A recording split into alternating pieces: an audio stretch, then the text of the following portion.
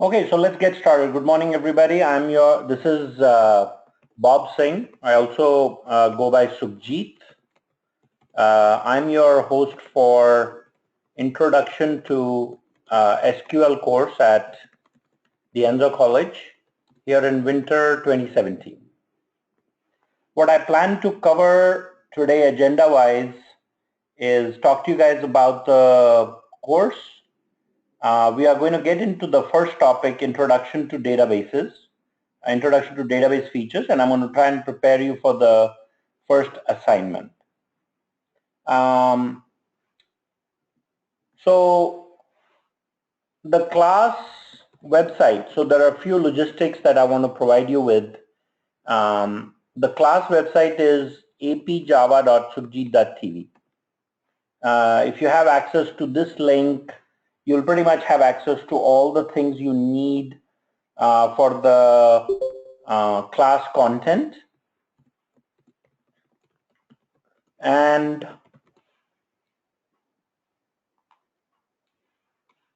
the video recordings. I have office hours this quarter from 1 p.m. to 2:50 p.m. on Monday, Wednesday. If you do have questions, you can call me at this number. And if I don't answer, kindly leave a message and I will call you back. This is my office phone. And my office location is in building F5. If you are on campus and you want to talk in person, you're welcome to do so either during office hours or schedule a time. As far as this course goes, what is being covered in this course? So let me start with the course content. So I'm going to cover introduction to relational databases and teach you the SQL language, which stands for Structured Query Language. In this course, the Structured Query Language coaching is split into two parts. One is understanding the data query language. This is one part, which is basically learning the select statement. Working with the select statement enables you to retrieve data from the database. And we're going to be you're going to do about 5 labs on learning the select statement. In particular, you're going to get into learning, getting the data from one table and multiple tables using joins. There are many other features that are there in the select statement. So like working with a group of data, working with SQL functions. So we're going to do about 5 labs, which is basically before the midterm. You're going to learn the data query language, and also we are going to focus on learning the data manipulation language, which stands for DML. So just to kind of spell that out, and all the notes I'm typing, I'm going to post them for your reference later. So you'll get a copy of this. Data manipulation language. So this means insert, update, and delete statements. You'll learn those. We're also going to focus on learning about database transactions and how to use these properly with SQL. Then after all this, you'll take your midterm, and after the midterm, we are going to focus on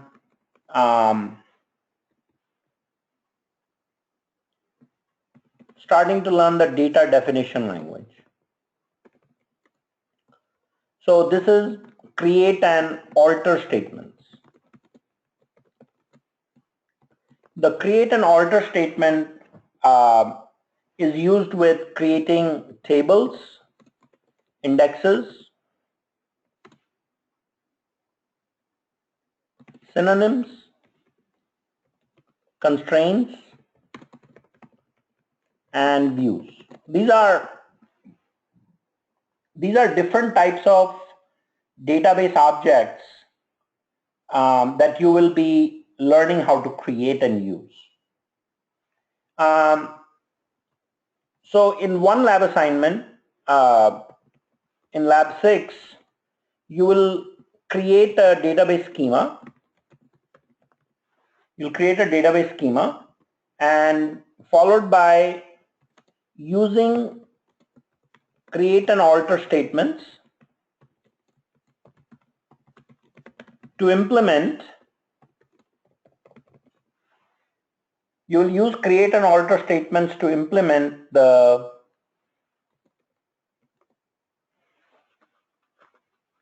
database schema you have created.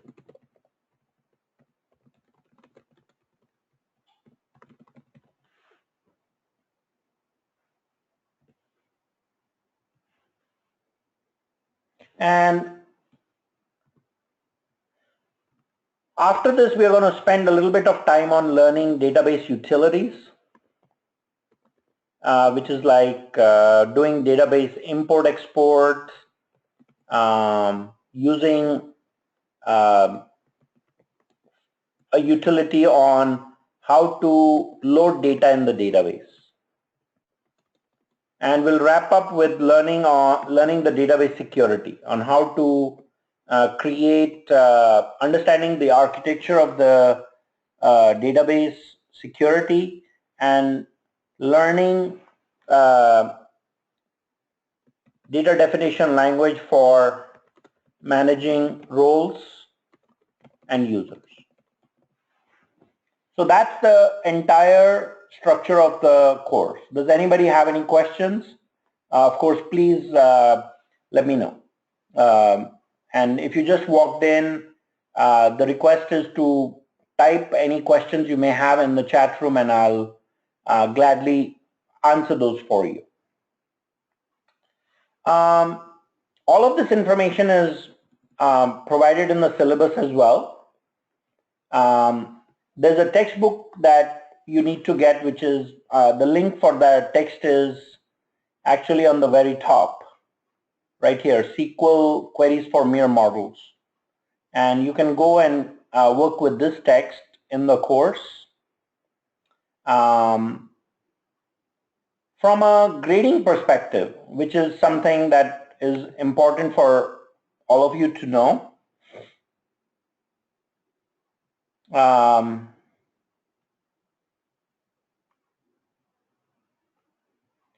your grading distribution is like this. Labs are 30%, midterm 30, and final is 40. You must pass the final to get a passing grade in the class.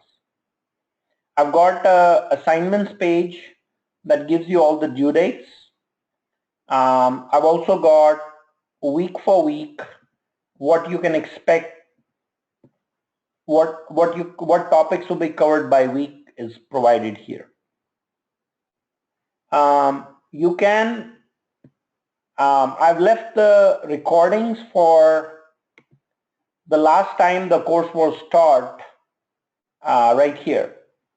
But what I'll do is I will post the recording links for this quarter also in the same place. I'm going to leave this out there in case some of you are working ahead or you want a different perspective on the same topic from the past quarter.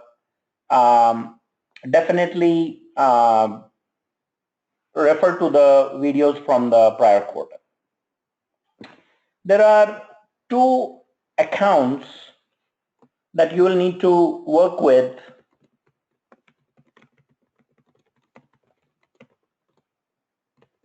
the Oracle database. One is a UNIX account that is created by you. And the second one that you need to work with is an Oracle account, which I will create for you.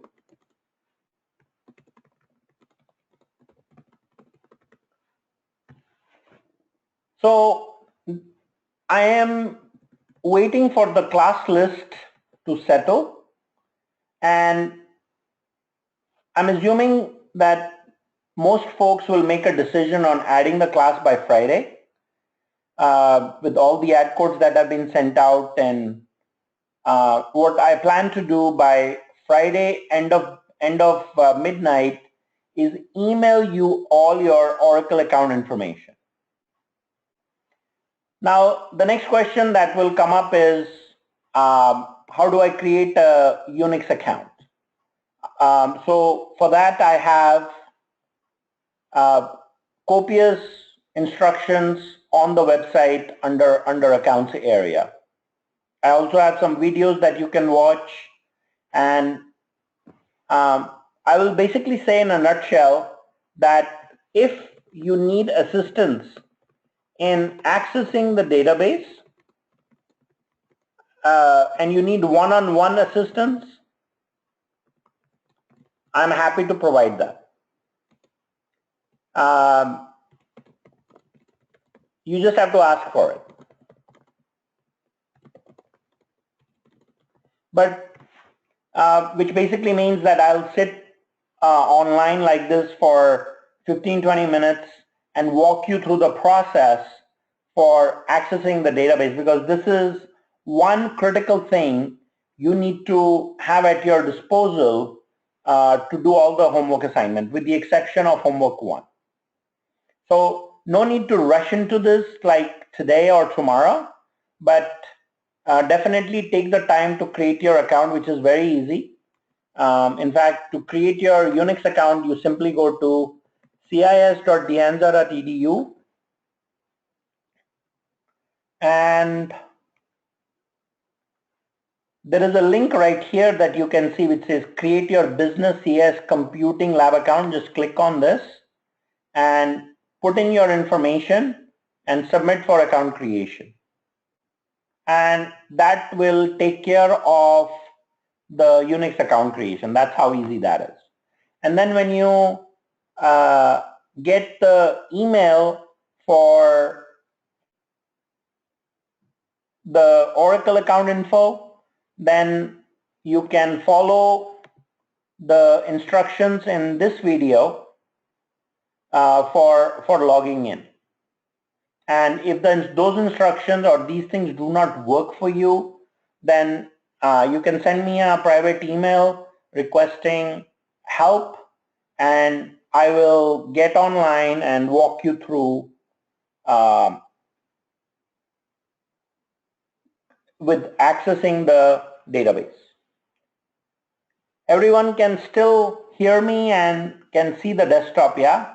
Just a response from a couple of you just to make sure I am, okay, perfect.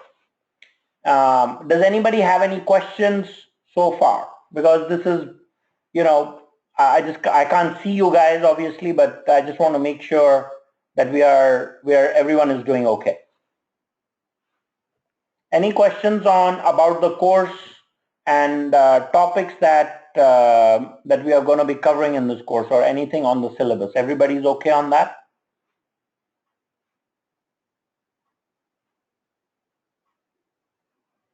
A response saying, oh yeah, will be great from each one of you, if you can.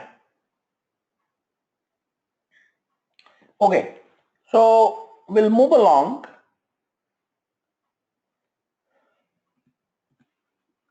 And we're going to talk next about the topic of introduction to basic features of the database.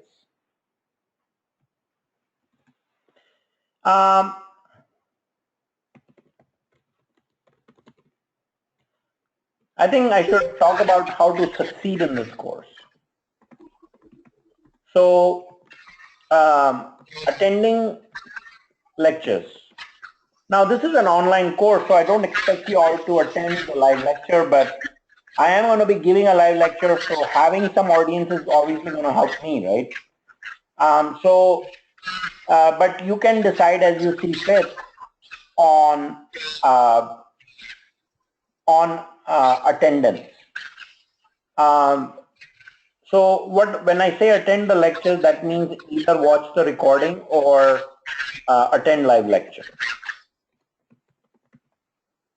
So the live lecture will be always on Tuesday 9 o'clock? I'm sorry, if you have a question, I request you to kindly type it in the chat room if you don't mind, please.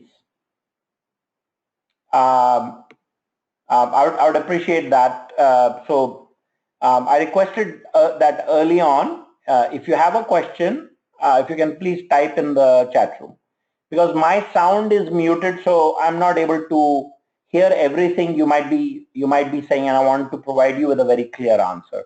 You can send a private message in the chat room. So you can either attend live lectures or the recording. Now the question is, well, what if you have questions? So I'm going to sign all of the folks to a support group on Piazza.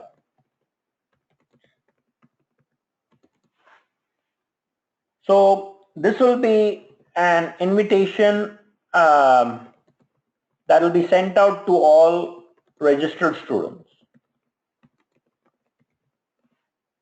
And that will be the place where you all can post questions regarding issues that you may be running into, technical issues you may be running into, and you'll definitely get the support.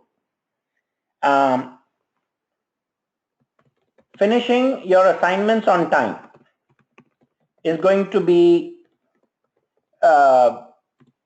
very helpful.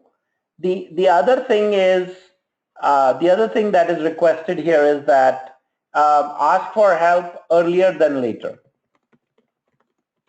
No question is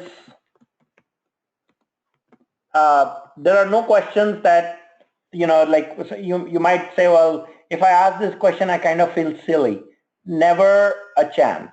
Please ask any question. If you feel like you don't want to ask a question on the discussion board, you can post a private message there or send me an email.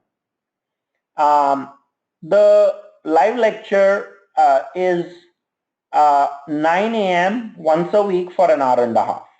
It might go a little longer, but depending on the day, but you can expect to be online for about an hour and a half to 2 hours. The other thing here on success in the courses, apply all, read through the content, and most importantly, apply it in the lab assignments. Your lab assignments are key for your success. Lab assignments are going to help you fare well in the midterm and final, because those are the things that are going to teach you the concepts that I'm asking for in the exams. Okay?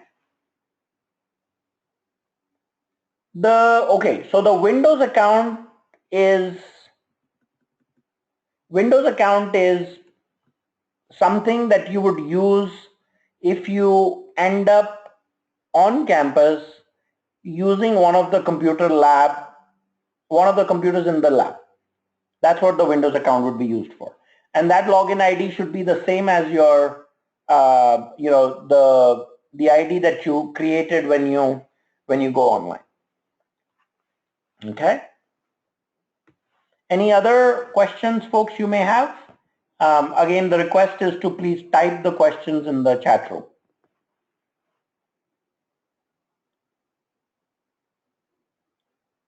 Okay, so we'll go through the first topic, and the goal is to prep you for the first assignment.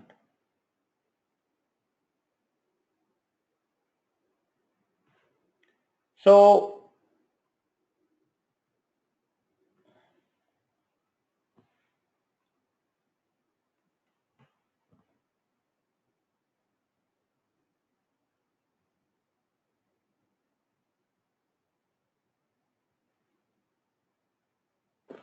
Okay, so database basics. So after we are done with this particular topic, you would have learned all of these elements, like the basic features of the database, the different types of files.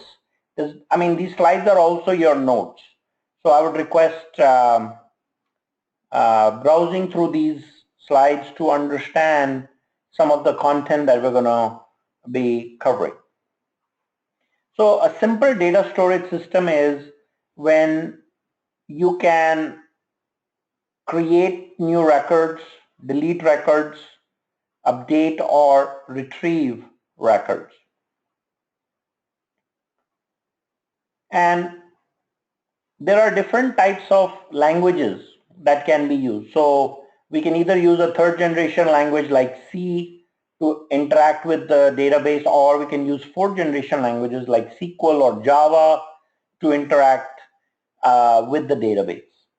And oftentimes today web applications and mobile applications are used to interact with databases. So obviously there's a variety of development tools, variety of reporting tools that are out there that enable you to access information from the database. Now, this is a historical perspective of databases. So when we start off, if you have a text file, which is basically used as a record management system or a spreadsheet. So the point is that if you use flat files as shown, the three examples that are shown here, you will have columns that will basically be consistent for all the rows in the file. And you can manually search for records to remove or add or change. Obviously, for small databases, that is fine. But when you end up with millions of records, then you end up with creating a system that is a little more efficient and automated. And that's where the database systems come in. And there are a variety of those from a historical perspective as well. Because you have hierarchical, network. Hierarchical databases are where you take the concept of parent-child relationship, which I'll be talking about in the topic in the discussion today. You take parent-child relationship between different types of records and put them in separate files. And when you take, so for example, you can think of products and orders.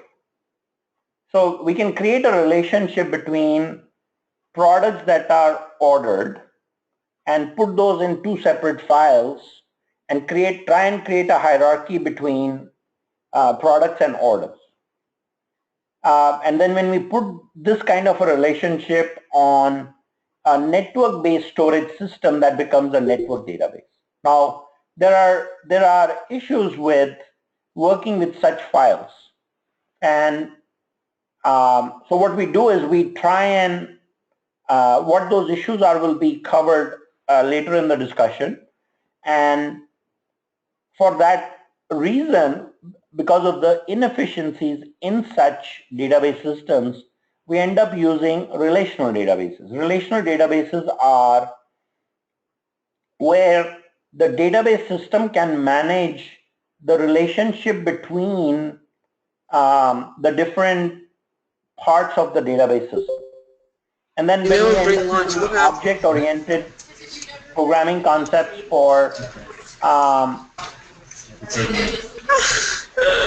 everyone is now at the money saving. When we end up using object-oriented programming concepts for database systems, then we have the object-oriented databases, essentially. So let's talk about the flat files and issues that I was talking about a little bit earlier.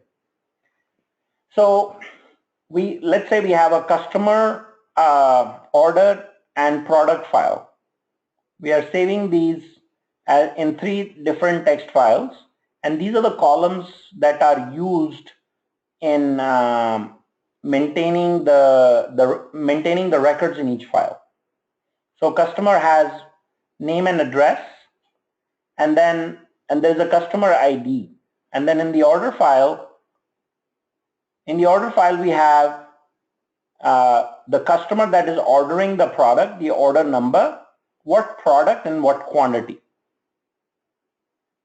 And so and in the product file we have name, price and description. So there is really no links between these files, but there might be programs that are used for managing the creation, deletion, or addition of records in these or additions in these specific files. So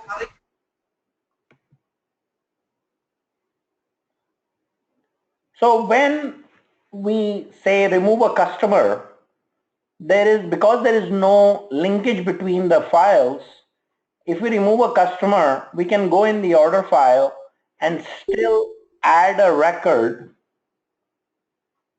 for a customer that does not exist in the customer file. Or by the same token, we can also create orders for products that may not exist. And that's what the relation or lack of relationship is. When we end up creating a link between the different files, that is a relation. That's a creationship of a relation.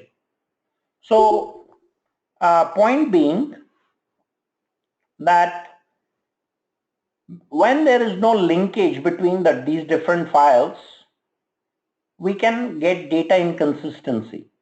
Like with the 2 examples I cited a little bit earlier, you can create an order for a product that does not exist, or you can create an order for a customer that is not in the customer file. If you end up deleting a product and there are existing orders, that can be done easily by the program. So such data inconsistencies have to be looked for, and if you don't have a relational database, you have to manage those in the programs you have to manage those in the programs that are written to manage the storage structure. So now in our database, what we do is we create, instead of these text files, we end up creating these tables. So a customer, order, and a products table. And what we're going to do is create links between these tables. So we're not creating a text file anymore. What we are doing is we are creating tables, which basically can be thought of as the multiple spreadsheets in the same database, except we end up linking. Now, to the question, what is a relation? A relation refers to these links. So when I have a customer table, I'm going to create customer ID as a unique key, or there's a term we use called the primary key, which basically means that every time I create a new customer record, if I take customer ID as a primary key, I'm going to make that a unique ID. So every new customer added will get a new ID like 1, 2, 3, and 4, and so on. Now, same thing with order ID, same thing with product ID. I can make all of those as primary keys. So whenever I insert a new order, I'll get a unique value. Whenever I insert a new product, I'll get a unique ID for that product. Now, I can link the customer ID to the order table. So what that means is that when I create this logical relationship between file, if I go in and try to delete a customer that has orders in the database, the system will not let me delete those orders. Same thing with product ID. I'll make product ID reference in the order table. And if I try to delete an product that has a pending order, the system is not going to let me delete that. So to the question of what is a relation, I hope this slide helps with the understanding of the definition of a relation. And if not, please do let me know. So we end up creating these relationships. So when we end up changing the data in these tables, then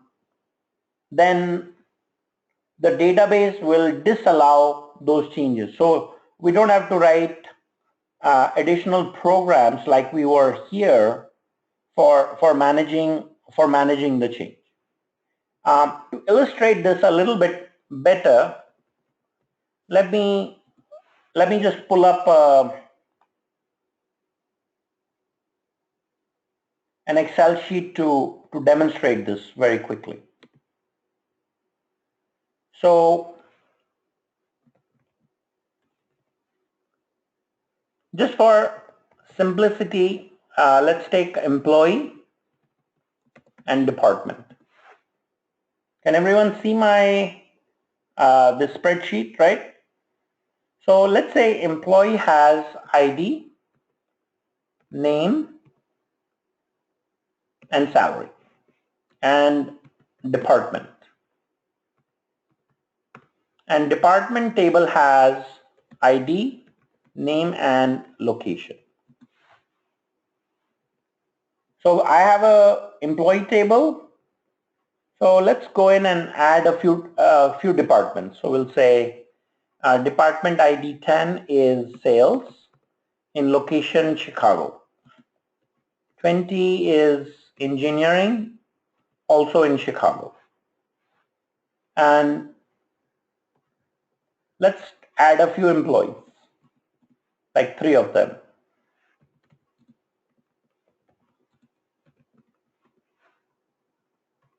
And we'll assign them their monthly salaries.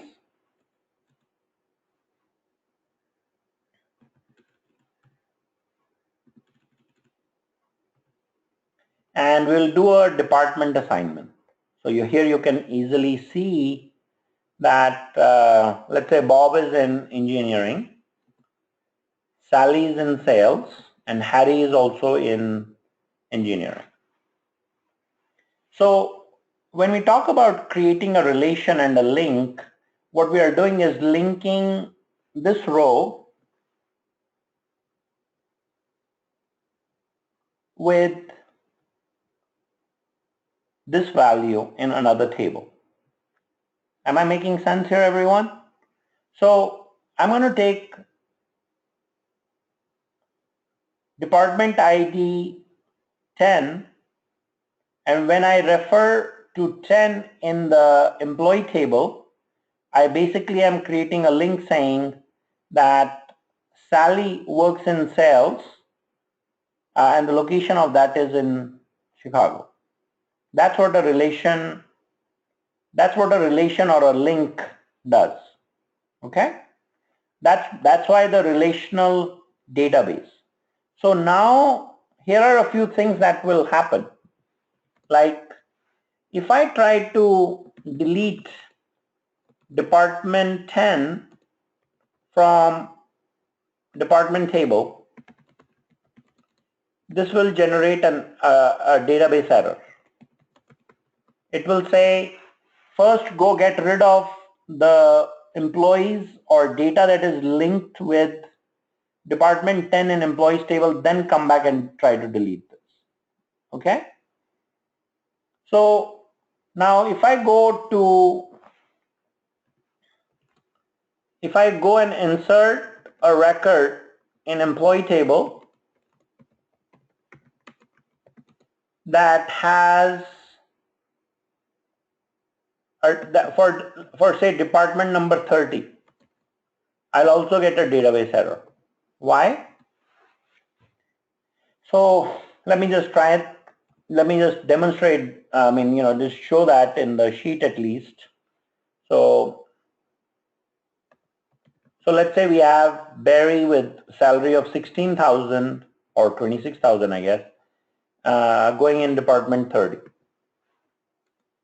So this insert, when done, will generate an error because department 30 does not exist in the department table. Okay? So this concept, these two ideas are, we use a term referential integrity, that is maintained by using relationships between database tables. Okay?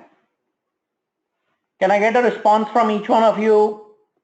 Does everyone understand relations and the concept of referential integrity as highlighted? And does anybody have any questions? Okay.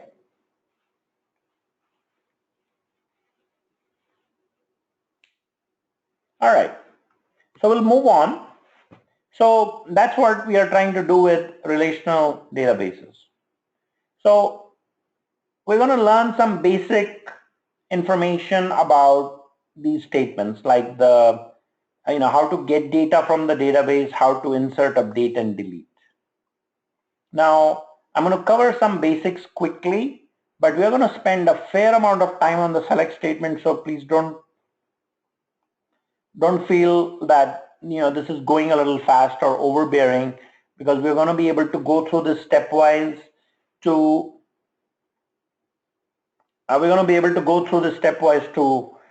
learn this more in detail. So the select statement, it helps you get rows and columns from a table. So I'll leave this on the side here as I am trying to do some demos. At least this is a visual demo. This is definitely not a relational database, and you'll be using SQL for query.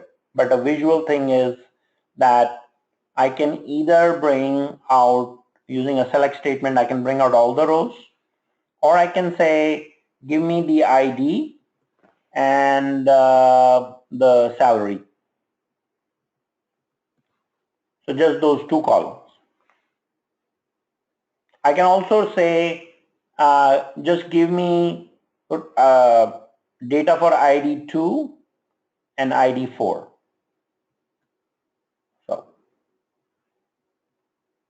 And that is done using the select statement.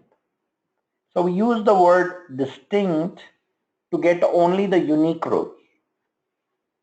And we specify, we can use the letter asterisk as a wildcard to select all the columns, or we can name specific columns using the comma operator, and then we say from table.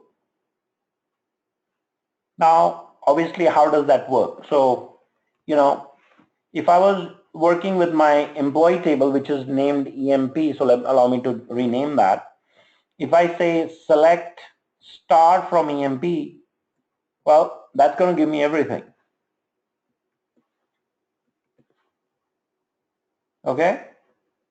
If I say give me the name and salary from the employee table, so then that's going to give me all this data. And if I say select distinct name, if there are two individuals with the same name, so if I just for fun change this to Harry, then the third select statement that you see is only going to show me the value of the name Harry once in the output. Okay? Basics of the select statement. Okay?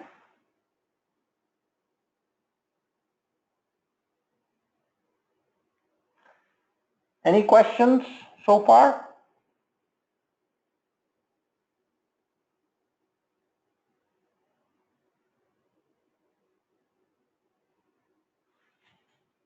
Okay, so we'll keep going.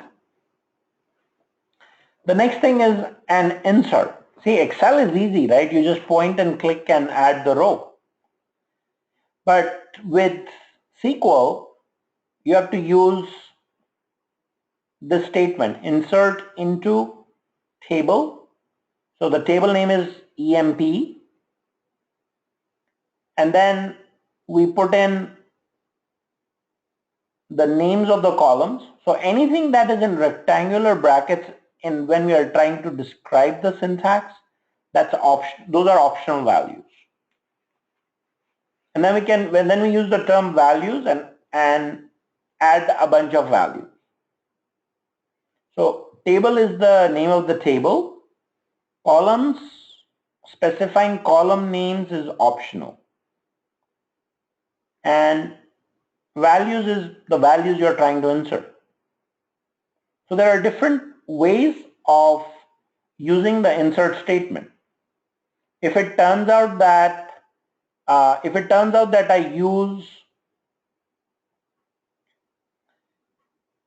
don't use column names, then I have to insert values in the order of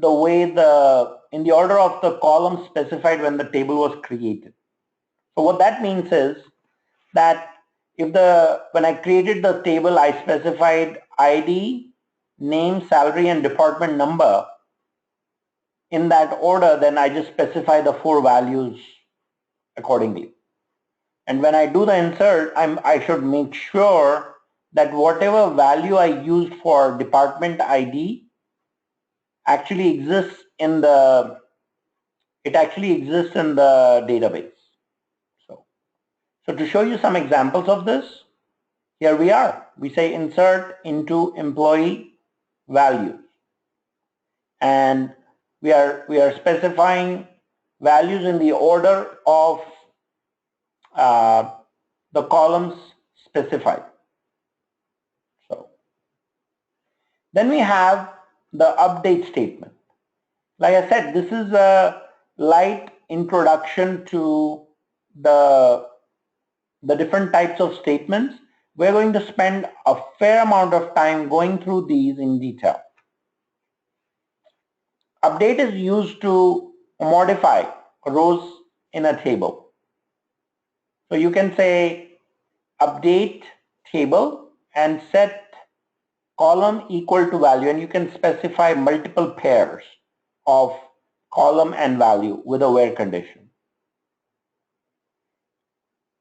So the idea is of the set value is the new values that you want to add, and the where condition is to limit the rows that will be updated by you specifying a condition. So if I say update EMP, set salary to 3,000, and I say where name equals the name of the person, then only the salary for that one person will change.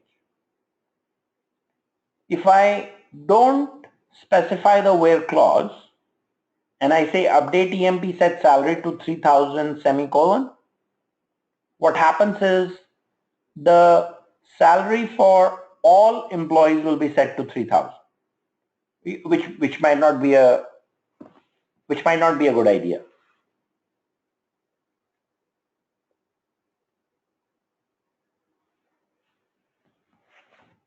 Okay, so the last DML statement intro, can you add multiple records using a single insert statement? No, you cannot. You can only add one record at a time, not multiple. So then deleting the rows from a table. Well, the way that is done is right here. We say delete from table with the where condition. So here if we just say delete table, that will remove all the rows in the table. And then if we specify the where condition, that will, like the update statement, limit deletion of specific rows. So like here we are saying let's delete from employees where salary is 1000. So all employees that have a salary of 1000 can be deleted from the employees table. So this should give you enough to go off and work on the first assignment. So let me bring up the first assignment on the website so we can look at it together.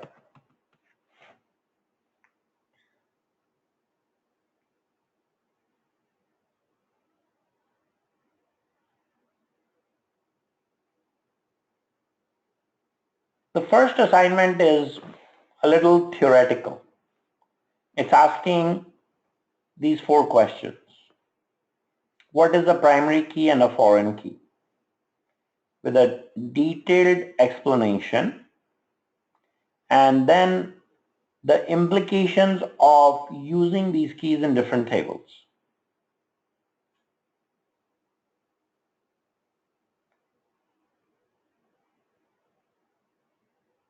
What is a data dictionary? This is something we have to yet talk about. So inside the database, you get a set of tables and database objects that keep information on the database. Like when I create the employee table, how many records are in that table? What is the size of that table? What location inside the database is it stored in, and so on. That is all the information that is kept in that kind of information is kept in the data dictionary. Then we have the significance of a column and a row in a table, and the concept of referential integrity that I explained earlier. So assignment 1 is fairly easy, and what you want to make sure is you understand these concepts and respond to these questions in detail. Please don't give one-liners, but try and give examples. Do your research, review the notes, and respond to this lab. Okay. So that's the first assignment. So the next thing I want to get into a bit is the Oracle database itself. Now you guys are going to be accessing the database remotely. So you will log in to you'll create a session and then log into the database from your local computers to a database that is in the Dianza's data center. This picture shows you when you log into the database, that database has two parts. It has the physical files for the database, and then there is a concept called an instance.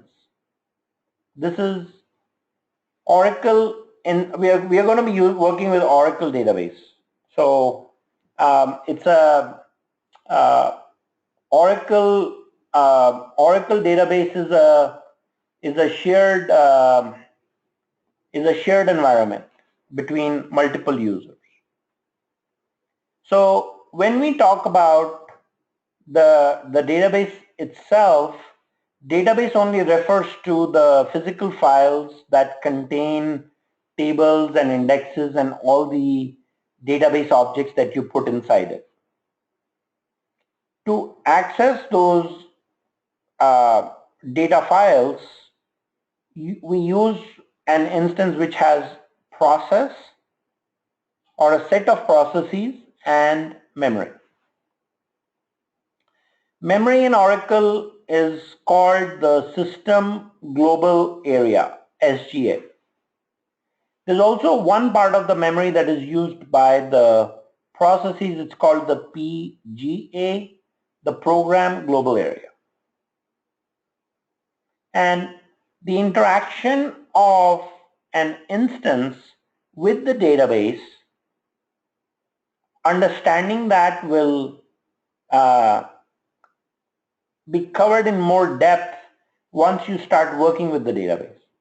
So some of the slides that follow are talking about the technical architecture of the Oracle database. So it's a good idea to go through these slides, but don't take the technical content too seriously at this point in time, because what I tend to do during the quarter is revisit the Oracle architecture towards the end of the quarter, because at that point in time you have worked with the database and you begin to understand the terminology a lot better. If today I try and say, let's go out and learn all the technical terms in the Oracle architecture, then that just becomes, it's throwing a mountain in front of you unnecessarily. So I hope you understand that positioning and work with me. Just glance through the concepts and try and understand whatever you can. If something doesn't make sense, don't worry about it, because before the end of the quarter, I'm going to go back and look at the architecture in more depth. So what is being covered here really? Well, we're basically saying that you have a bunch of files in a database where tables are stored. Now, if I am running a query to, run a report, I am going to run a SQL query on the database, and from the database, the data will be loaded in the instance, like in the memory, and then I'll basically go back and retrieve it. So when we talk about a table in a database, there is really not like a spreadsheet that is being stored physically in the database. It's a logical structure, and the row and column creation is actually just a mindset that we use, but how it's stored in the database is actually quite different. It's stored in the database in these physical files, not as a table, but in other form factors, which is what is kind of encapsulated from you at this point in time, but will be explained down the road. So now we get to a little more on referential integrity. So we have the employee table, we have the department table. Employee ID is the primary key, as you can see here. Department ID is the primary key in the department table. And when we create department ID in employee table, we are trying to make that a foreign key to refer to the primary key in the department table. Remember those links I was showing you earlier in Excel? So this picture is reasserting that. So Duran works in department 30, is linked to sales. Khan to department 40, linked to operations, and so on. So that's the concept of primary key and foreign key that you're expected to describe in the assignment. And I would request you to describe it with an example of one that you come up with. You know, try and come up with something different, like maybe courses and sections, or names and addresses. So like, what if a person has lived at multiple addresses? So you might have person information and address information, right? So to talk a little bit more about the table, there are 3 attributes, right? There are 3 attributes and 3 columns in this table. And in the employee table,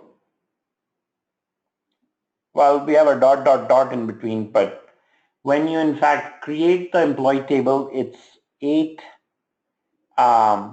it is 8 columns.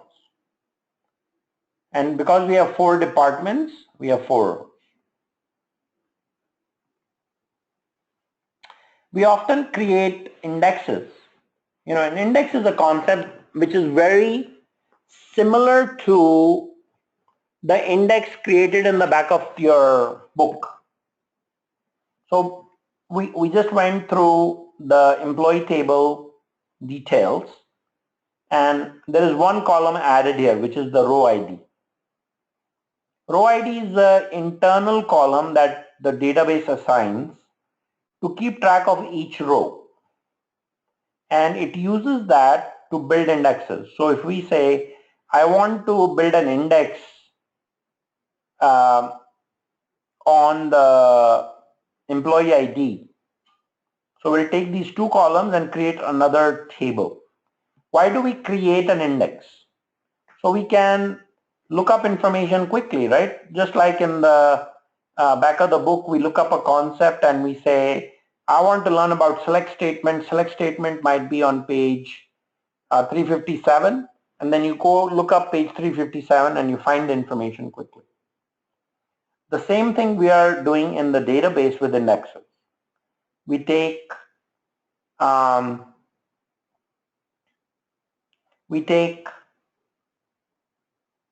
the employee ID, we find the row ID, and employee 100 is row ID A4, and we just go grab the values in the row ID A4.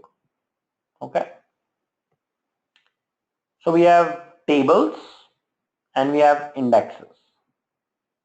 And there's also procedural objects.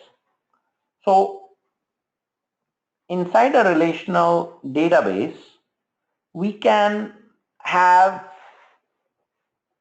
there's a programming language called PLSQL, which is another, it's a programming language that is used inside the database for writing code. So we can write methods and procedures to access the data from the database or insert data in the database.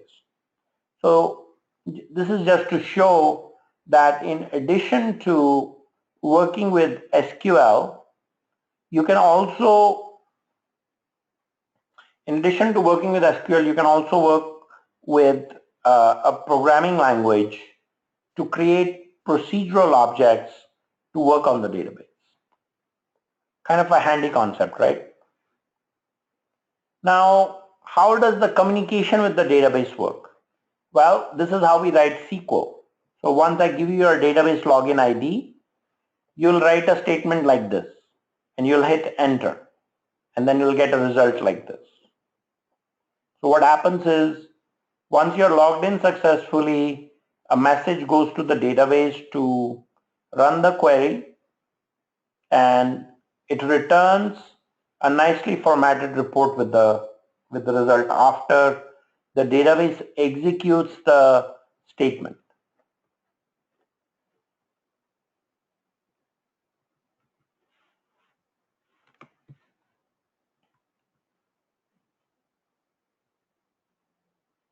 So this should give us a start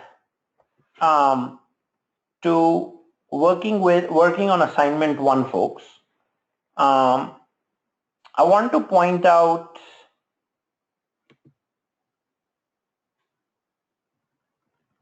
this slide deck. It's called the Oracle architecture. And this was what I was specifying earlier, that you all might take a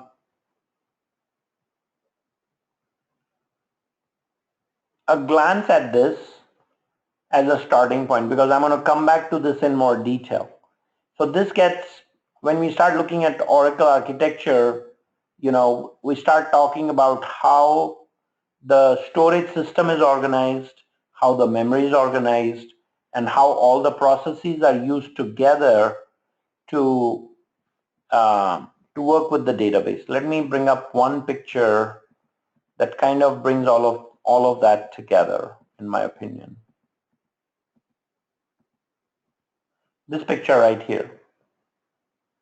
So this shows you the memory. All the small squares are different processes that are used, and all these cylinders are showing you the different types of files in the database.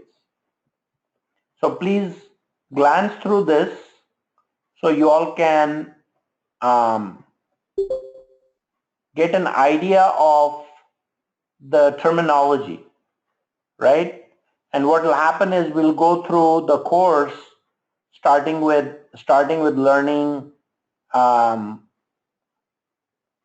select statement, and then insert, update, and delete, and then create an alter. So then by the end of the quarter, we'll come back and look at this, and it will be a lot easier. To understand, right? So this is where I'm going to stop for today. Does anybody have any questions that I can help address? And I welcome your questions in the chat room if you don't mind.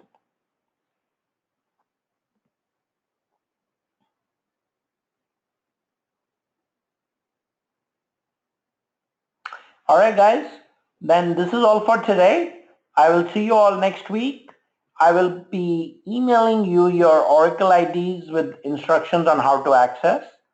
And I'll see you all same time, same place next Tuesday, which will be the, I guess, 17th, right?